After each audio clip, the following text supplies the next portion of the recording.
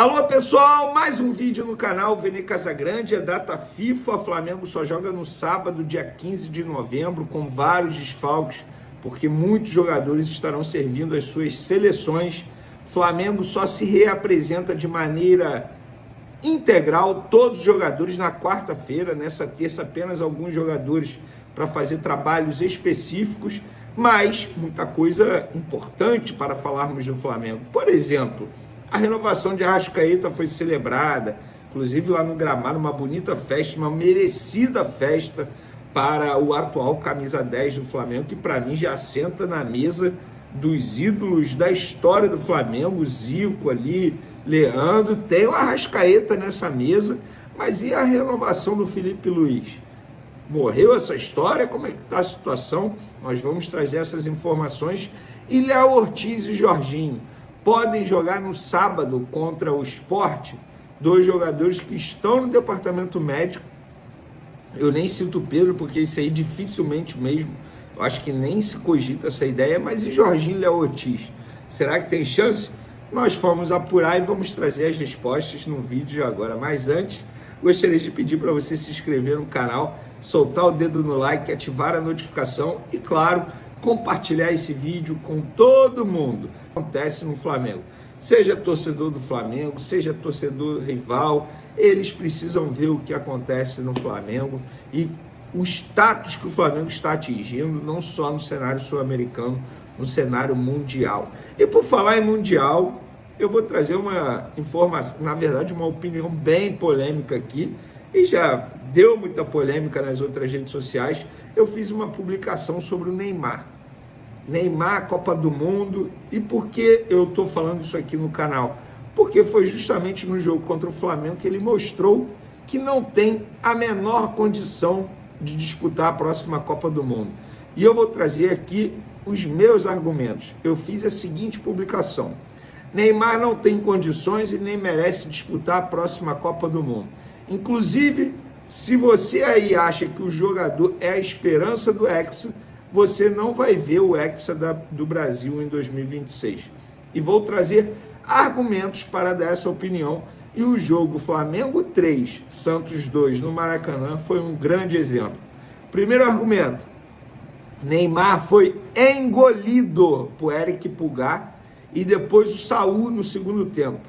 O camisa 10 do Peixe ficou no bolso dos adversários e não ganhou nenhuma jogada, mostrando que teria muitas dificuldades para enfrentar os adversários de altíssimo nível que terá na Copa do Mundo. Outro fator que me chamou a atenção de maneira negativa foi a postura do jogador em campo com os companheiros, a todo momento fazendo gestos de reclamação para os parceiros de time e reclamando das decisões deles, algo que deixou alguns desconfortáveis e até mesmo sem confiança. Outro argumento: no intervalo do jogo, em uma entrevista ao canal Premier, ele afirmou que para o Santos fazer gol, os jogadores do seu time deveriam procurar mais no terço final de campo. Quis o destino que os 2 gols do Peixe só saíssem depois da substituição de Neymar. Seria coincidência?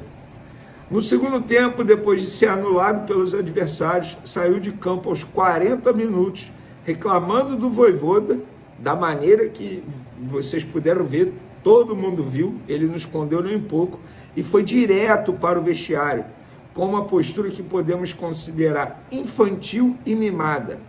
Ele nem sequer viu os 2 gols do Santos nos minutos finais de jogo.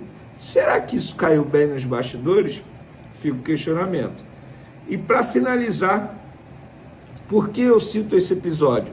Vocês acham que Carlo Ancelotti não avalia esse tipo de postura? Quando o Vinícius Júnior, que é o Vinícius Júnior, fez isso lá no Real Madrid recentemente, o treinador da seleção ligou para o jogador para entender o que havia acontecido, pois não aprova esse tipo de postura. Dito isso, chegou a hora de esquecer o assunto Neymar na seleção. Para alguns deve ser difícil aceitar, mas essa é a realidade hoje. E sejamos francos, nenhuma perspectiva de evolução. Então, fim de papo, você aí que é Neymarzete, aceite. O Neymar hoje não tem condição de jogar pela seleção brasileira e disputar a Copa do Mundo. Deve ser duro ouvir isso, mas é a verdade. Neymazete, é a verdade.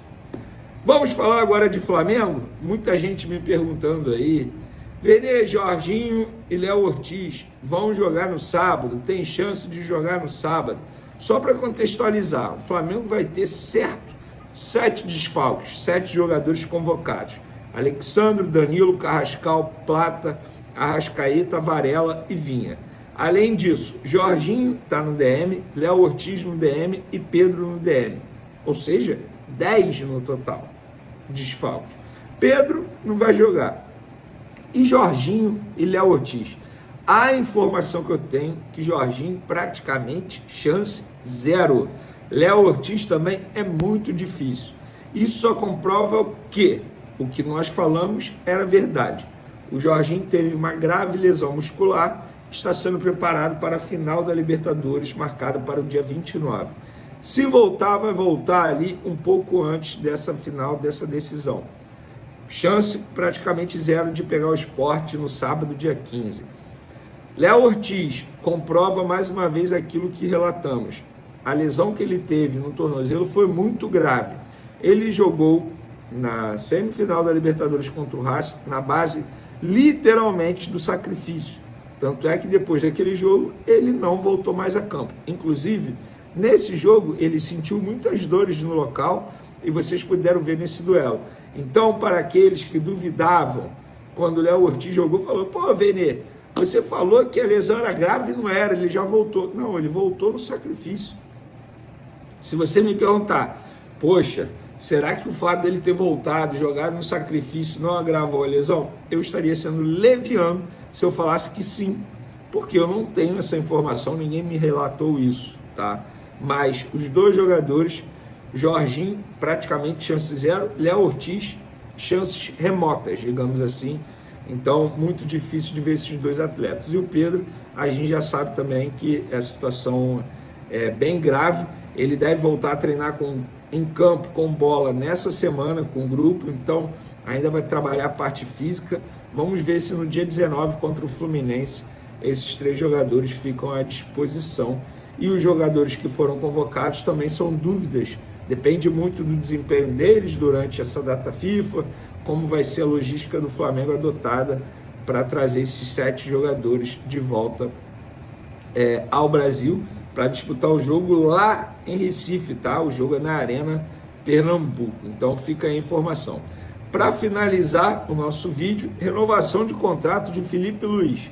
Depois da renovação do Arrascaeta, muita gente perguntando como é que está a situação. Gente, a informação que eu tenho é que está indo e voltando. O que isso quer dizer? Um faz a proposta, outro faz contra-proposta. Um faz a proposta, faz um ajuste aqui, o outro faz outro ajuste aqui e volta com a contra-proposta.